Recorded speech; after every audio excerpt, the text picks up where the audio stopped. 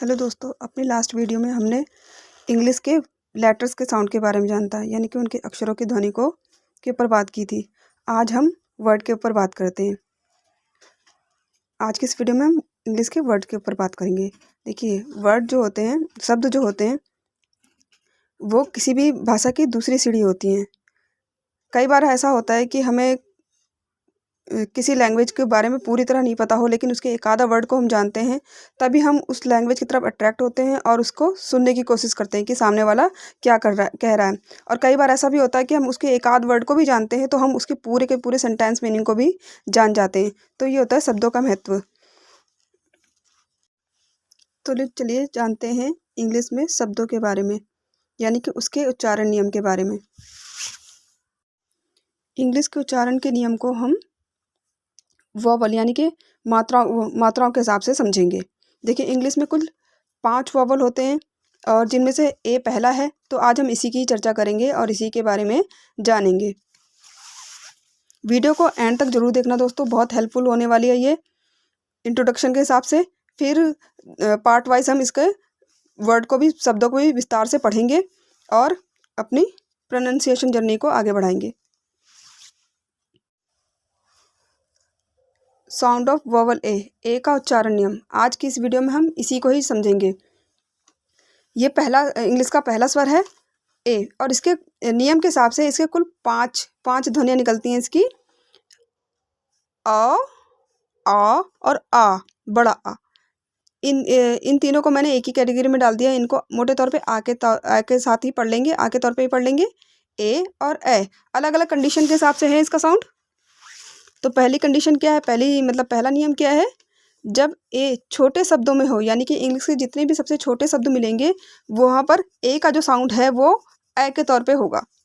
जैसे कि 80, at, AM, am, ETC etcetera. और सिलेबल क्लोज्ड हो।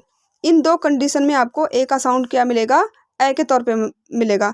अब सिलेबल क्या चीज़ है? सिलेबल, देखिए, जब हम किसी शब्द को पढ़ते हैं और जितनी बार हमारा जबड़ा ऊपर नीचे होता है उसको हम सिलेबल बोलते हैं। क्लोज सिलेबल में कम से कम एक स्वर तो होता ही है, लेकिन जिनका अंत किसी कंसोनेंट यानी कि A, E, I, O और U, इन पांचों को छोड़कर जिनका अंत किसी कंसोनेंट पे होगा, व्यंजन पे होगा, तो वहाँ पर क्लोज सिलेबल, उसको हम क्लोज सिलेबल बोलेंगे। एग्जाम्पल के तौर पे हम पढ़ लेते हैं, कैट, बैट, एप्पल। एप्पल नहीं है ये, ना तो एप्पल है, क्या है ये, एप्पल, ए, ठीक है, एप्पल। देखिए, एप्पल में क्या है, AP क्लोज सिलेबल है और LE जो है स्पेशल सिलेबल होता है हमारा। उसके सिलेबल के बारे में खैर हम आगे बता देंगे आपको, तो अभी इंट्रोडक्शन के हिसाब से इसको पढ़ लीजिए। तो एप्पल, LE सिलेबल है यहाँ पर, ठीक है। एप्पल में क्लोज सिलेबल है और LE स्पेशल सिलेबल है हमारा। तो एप्पल, इसलिए इसका साउंड क्या बना, एप्पल बना। यानी कि लॉन्ग ए कब पढ़ते हैं हम किसी शब्द में? देखिए, किसी शब्द में जब ई अंत में होता है तो वहाँ पर ई अक्सर साइलेंट होता है। तो ए के साथ क्या है इसका जो ए का जो मतलब रिलेशन है क्या है? देखिए, पहले शब्द में ए होगा, फिर कोई कंसोनेंट होगा, फिर ई होगा, तो वहाँ पर जो ए का साउंड है वो ए के तौर पे पढ़ा जाएगा और ई वहाँ पर साइलेंट रहेगा। तो यहाँ पर इसको देख लेते, केक, नेम, फेस। ये क्या है, यहाँ पर ई साइलेंट है और ई और ए के बीच में कोई कंसोनेंट है, कोई कंसोनेंट आ रहा है, तो इसलिए ए का साउंड यहाँ पर क्या हो गया, ए हो गया। Name, face. इसी तरह से टेबल। अब यहाँ पर ओपन सिलेबल। अब ओपन सिलेबल में मैं बता देती हूँ, जैसे हमने बताया क्लोज सिलेबल में क्या होता है, एक स्वर होता है और एक कंसोनेंट होता है, यानी कि एक व्यंजन होता है। और ओपन सिलेबल में क्या होता है कि इन शब्दों का जो अंत होता है, इन शब्दांशों का जो अंत होता है वो वोवल पे होता है, उनके साथ वोवल होता है, यानी कि एक कंसोनेंट होगा और एक वोवल शामिल होगा, ठीक है। लेकिन वोवल कब आएगा, बाद में आएगा, तो वहाँ पर ओपन सिलेबल होता है। जैसे कि इसमें टेबल, देखिए, टेबल का ए साउंड हम कब पढ़ रहे हैं, क्योंकि यहाँ पर ओपन सिलेबल लगा हुआ है, TA ओपन सिलेबल है, TA। और टेबल को पढ़ने में हमारा जबड़ा कितनी बार हिला, 2 बार हिला, टेबल।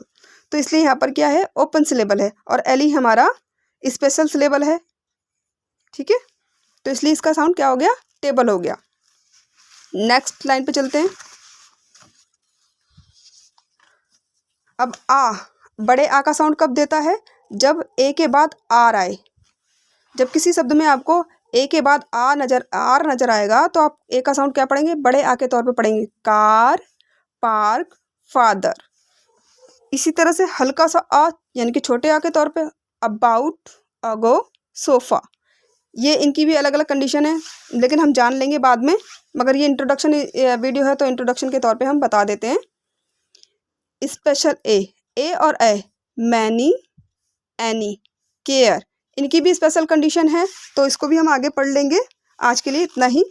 अच्छा, इंग्लिश सीखने के लिए घबराइए मत, आपको बस कुछ नहीं याद करना है, इस ABCD के साउंड के फॉर्मेट को बस याद रखना है। यानी कि जब कभी भी आपको ABCD अकेली नज़र आए तभी वो ABCD है, अदरवाइज ये इसका साउंड जहाँ शब्द मिल जाए वहाँ पे इसका साउंड है।